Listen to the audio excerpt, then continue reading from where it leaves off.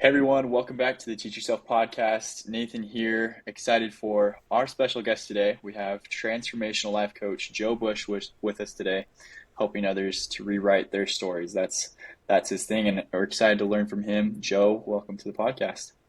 Thank you so much for having me. I love any opportunity I have to share what I know and help other people grow. I love that. And so I've been seeing that you're a life coach, right? But Yes, if I'm not mistaken, are you a high school teacher as well? I am. Yes, so I wear two hats. I've been teaching in high schools for the last 23 years, and currently I run a leadership through service class, which is all about building leaders, going out and serving, and we do a lot of personal development work because I just think if you're going to be a leader, you have to kind of start with your self leadership and what intentional thoughts and actions are you going to take to grow purposely, and then how can you move forward. So those things kind of mesh together, and I love doing both. That's awesome. That's awesome. Super cool. I love that that's something you're able to offer within, at the high school level. I think at that point in time, at least looking back on my life, it's just there's a lot of self-discovery and you may not get as much of that opportunity in the classroom setting. And so I think that's a wonderful opportunity that you're offering to them. Super cool. Yeah, absolutely. And I like the concept of just like purposeful self-discovery because I think everybody is going to change, like that just Yeah, automatically happens, but how do we evolve to be the person that we want to be? definitely. Definitely. I think that's a great question to have in mind. And before we get too far into that, just kind of tell me some more about yourself, Joe, and kind of your story and what got you to where you are today. Yeah, I think just a lot. I mean, a lot of things that all sort of merge together. I've always had really good teachers in my life, and so I always wanted to give back. I felt like the happiest times in my life were the time that I was adding value to others or I was growing personally. And I took times when I wasn't doing that, and I was just kind of like living in misery. And I can remember I remember the single story is New Year's Eve 1999. I turned 21 years old, and I was in Paris, France, and I celebrated like at Eiffel 100 yards from the Eiffel Tower. It was awesome. And I got on a train the next day and I headed to Rome, and I remember like I was miserable.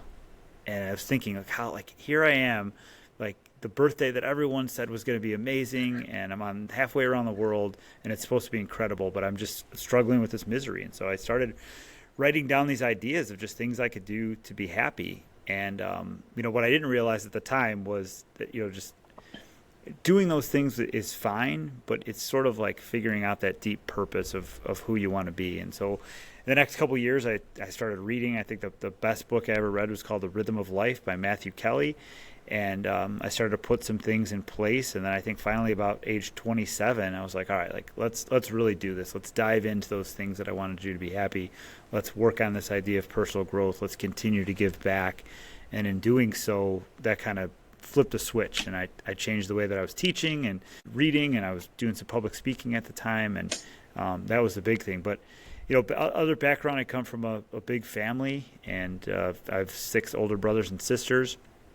And family wise, there's been some addiction that's run through there, and so I'm always like wrestling with that, and decided this year to just stop drinking altogether. It was just not serving me anymore and going forward. And so now I think I have even more energy and enthusiasm to pour into other people who might be carrying something with them. It could be an addiction or just some limiting belief. Like, how can we break through that?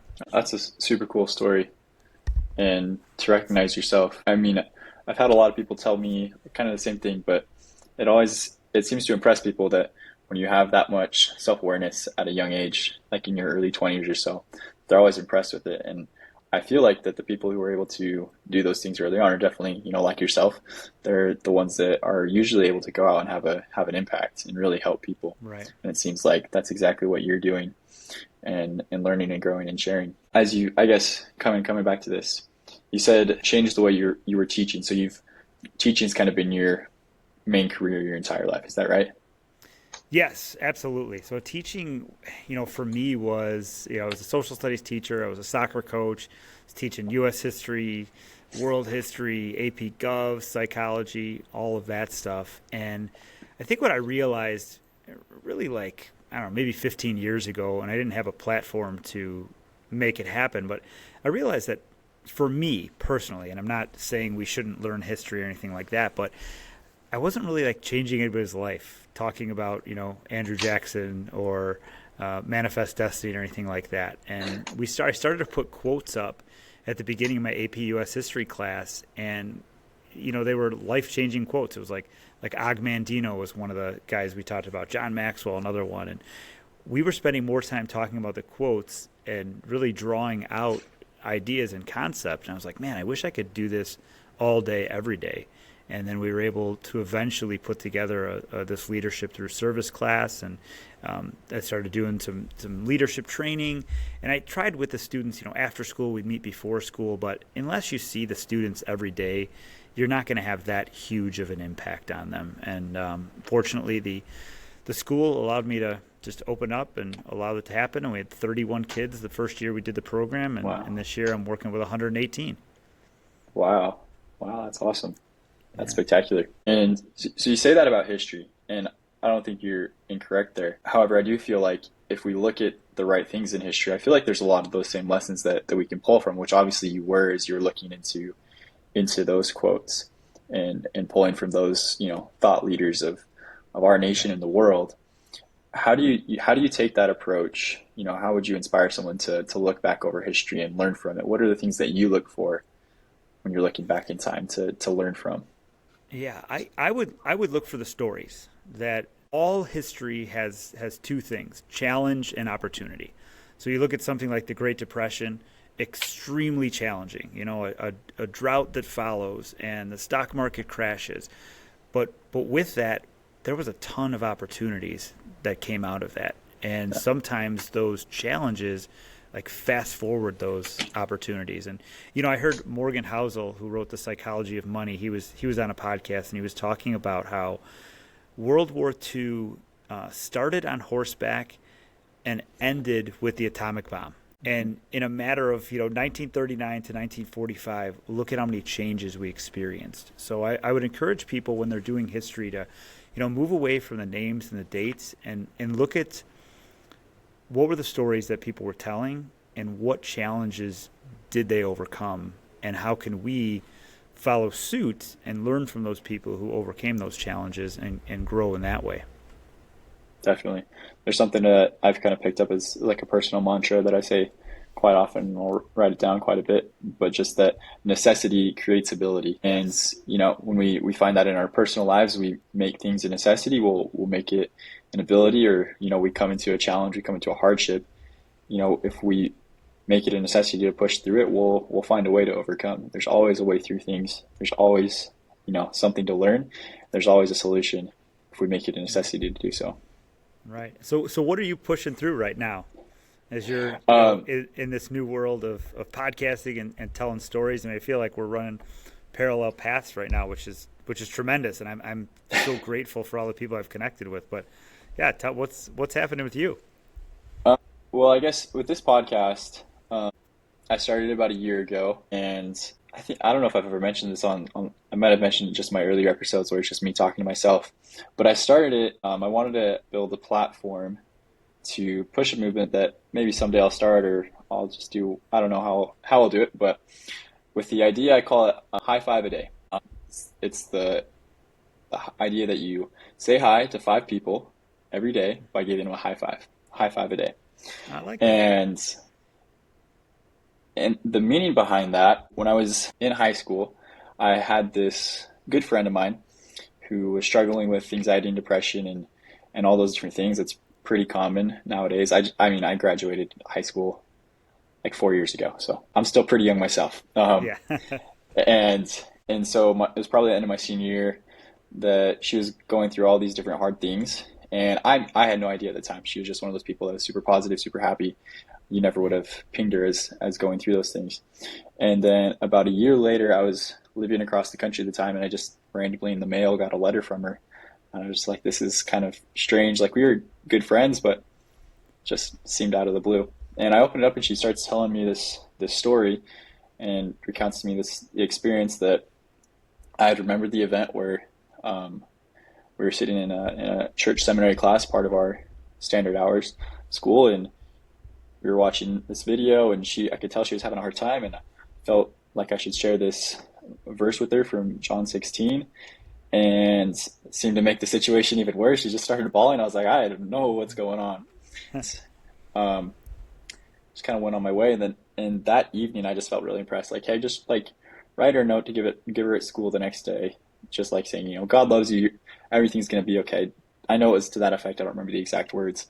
And so I Yeah. gave it to her at school the next day, and she's telling me the story. She said, that day I'd committed that I was going to kill myself. And so Wow. that evening, I gave her the letter, and she didn't read it. She put it in her pocket, forgot about it.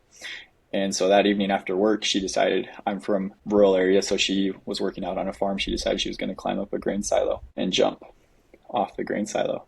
And she said as she was climbing up the ladder on the side, she remembered the note in her pocket, and for whatever reason decided to take it out and read it. And she said as she Wow. read it, just she had this powerful feeling of light, and she could feel God's love just wash over her. And she climbed back down. She went and talked to her family, and everything's great. She's doing great now. Amazing, man. But Wow. as I had that story just sit on my mind, and I just started to recognize that maybe I didn't recognize specific people that were struggling with those things, but I started to recognize that there are so many more people than I realized that were silently suffering. And if Yeah. you could do these random but intentional acts of positivity to uplift Hmm. people, we can definitely make the world a lot better. The idea behind High Five a Day is that you're intentionally doing some random act to people that you don't know, saying hi, giving them a smile, like just telling them that, hey, you look nice today. Get them a high five and be on your way. Yeah. Doesn't mean anything to you, but it might mean the entire world to them. So I kind of started this podcast to reflect on those different kinds of things. And as I've started to have different guests on here from so many different backgrounds, honestly, that's a lot of the things that we kind of come to talk Okay. about is the messages that they're trying to share with whatever they're doing.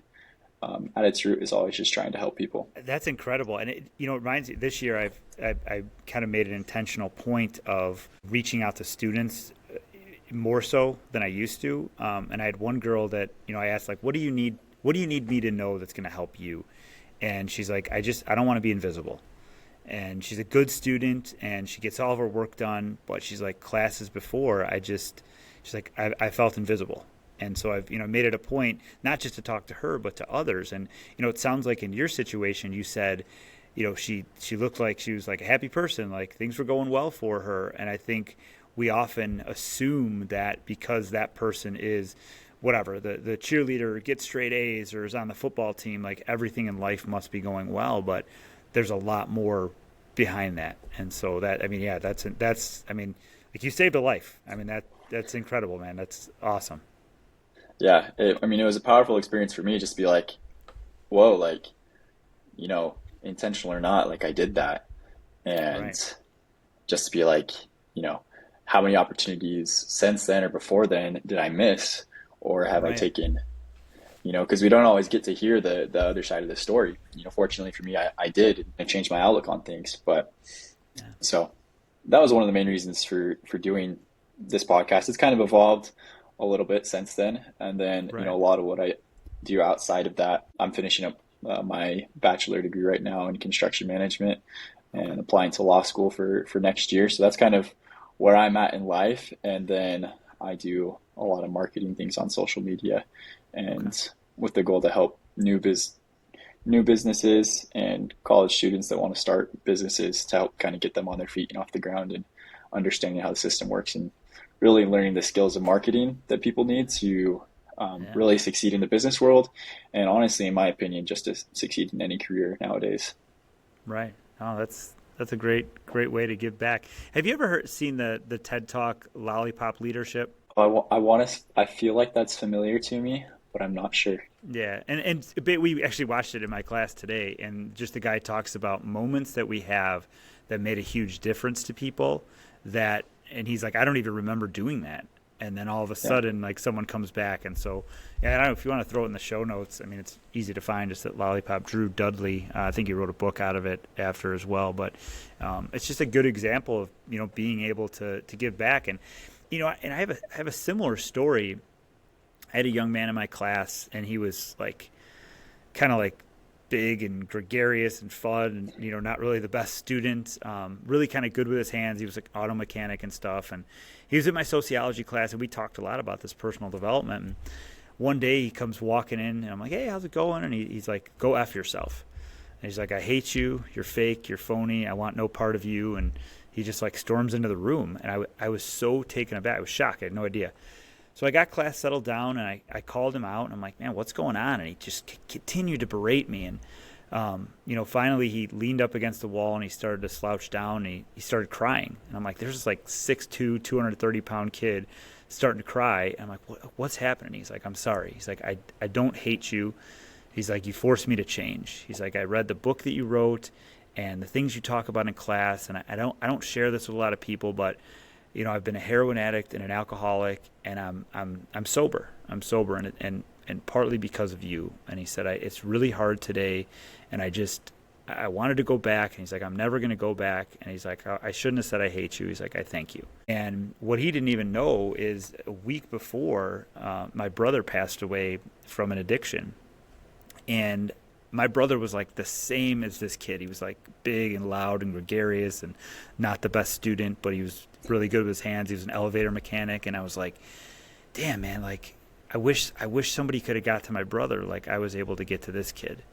And I think that's when it finally clicked that we need to do more than just like SEL is awesome, but it needs to be intentional, and we need to get these kids to have a place to talk and a place to engage and a way to, set a vision for themselves in the future.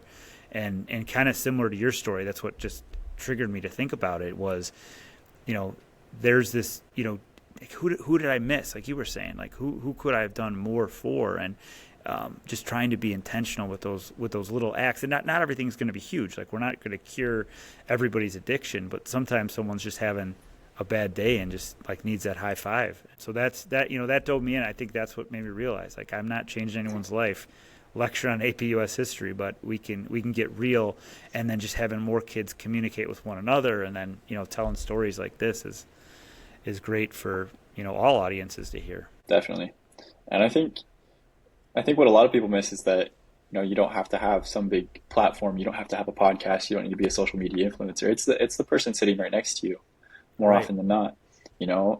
Half the time it's you, and each of us needs it as much as we need to give it, and as we all take the time to give and to love and to serve. And so I love that that's a big thing of what your leadership class does is serving others. As we push that out there, it's going to come back to you too. And since I've done that, I can't tell you how many times I've had people that have served me and helped me on the days that I really needed to Right. have someone talk to me in the day that I wasn't having a good day, just like you said. So I think that's a powerful thing. As you do all that, and that's kind of your focus on teaching and one of the big things that you focus on day to day, how does that transfer into what you do outside of that as a life coach? The most important thing I think I did within the last couple of years is just like got an alignment, and I stopped living like a compartmentalized life where I was like a life coach one way and a soccer coach and a dad one way and a parent and a teacher. And so everything is just moving towards this concept of really leadership through service. And, it falls back on, Tony Robbins talks a lot about like the human needs, and he talks about like love and connection and certainty and significance and uncertainty. And you throw those things out there and you wonder like, well, kids love social media because they're significant, because they're connected, because they have a little uncertainty, a little like splash if they don't know what's going to happen. But the last two parts of it is growth and contribution. And so if you don't have those love and connection and certainty and significance, where do you find that? You find it in your own growth, and you find it in serving others, contributing. And so our service learning class, we go out and we'll rake leaves for people that are disabled or senior citizens, and all of a sudden those kids who didn't feel very significant feel like a big deal. And, we raise money for the township food pantry. Now those kids start feeling like a big deal, and they start to connect with one another. And it's that concept, like growth and contribution. How do you know a tree is alive? It's growing and it's contributing. And I think that's true of all people, that if you're not growing or contributing, I don't know, like just like the tree, like it's dead. We know if it's not dropping leaves and seeds, it's dead. And I think for a lot of human beings, and I'll butcher the quote, but it's that like most people die at whatever 25 or 35, and they don't fall down till they're 80, and because we stop growing and we stop contributing. So how can we keep doing that to just add value to the world? And like you said, it comes back full circle. Yeah, definitely. I like you say, the continuous learning, the continuous growth. That's what gives us our vitality and desire to be doing something constantly. For me, that's really what's driven me into the area of entrepreneurship and building something for myself outside of what I learn in a brick and mortar education. And I love the mentality that a lot of entrepreneurs have, that I'm out here because this is where I get to learn continuously. Right. And they feel like, and I think in a lot of ways they're right, that through an education system you kind of get battered down sometimes to once you graduate high school, once you graduate with your degree, you stop there and you stop progressing. I don't think that's a fault necessarily of the system, but just a pattern of laziness that we've kind of fallen into. Right. But as we push ourselves to be constantly learning, because you can do that in any circumstance, then we really get to experience it. And I think the biggest pattern of growth, like you say, is that you're going to end up doing things for other people, and you're going to end up Yep. giving value to other people, and that's the biggest sign that you're truly growing yourself. Absolutely. Yeah. And there's that other quote, don't let school get in the way of your education. Yeah, And if people aren't like told what to do, they often won't do it. And a very small percentage of people will ever read another book after they finish high school or college. And what I'm seeing in my coaching is you've got these people that are 25 to 35 years old and they're stuck, and partly because like, oh, they thought they would get the job and they would just coast for the next 40 years, but they want more. And yeah, and that's what I try to offer is, well, here's some opportunities for more, here's some growth, here's some contribution. And that's when we really start to see people thrive. yeah, definitely. I think one of the biggest things in any sphere that will limit you is if you surround yourself with people that tell you that the things that you're doing aren't important. Hmm. And obviously you always need some correction and direction so that you're actually giving value. But I remember I was in high school and I was the sophomore class president, and this is actually my first full year in a brick and mortar school. I'd been homeschooled up to that point. And so at the Oh, end of my freshman year, I decided to run for class president for the next year, and somehow, some way, I got it because nobody even knew who I was. Um, but then at the end of the year, they had like our school assembly at the end of the year, recognizing and awards and stuff. And they called our student body council down, but they didn't have any of the class presidents come down because we weren't part of the like executive council at our school. And so we were all really frustrated with that. And so we yeah. went and asked why. And our principal said, well, you guys don't really do anything. You're not like, you don't really matter like your role.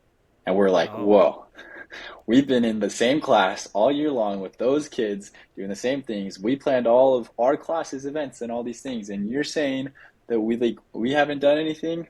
And so I yeah. think every single one of us that year, we were pretty hurt about it. And I was just like, it just made me feel like that whole year of trying to like lift my class up and get us to, do things differently.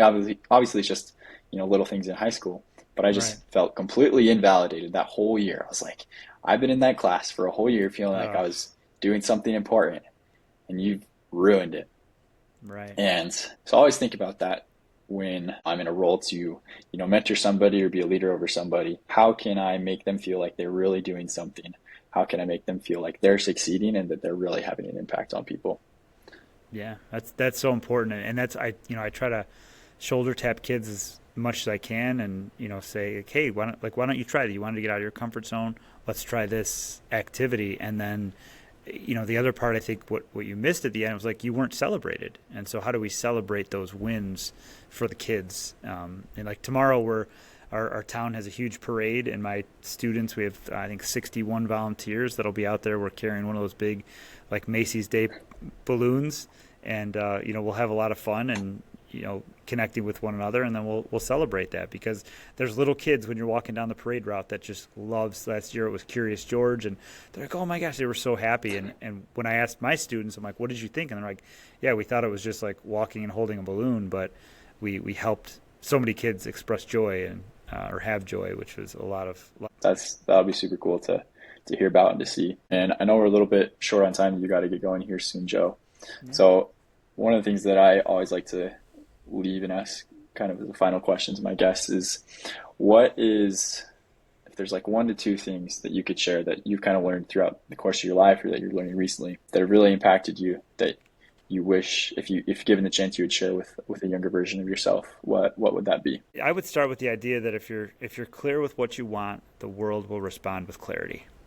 I think that's so important that you have to get specific, at least for themes of things that you want to go and in the direction that you want to head to. And I would say the other part is like learn as much as you can, but also apply it.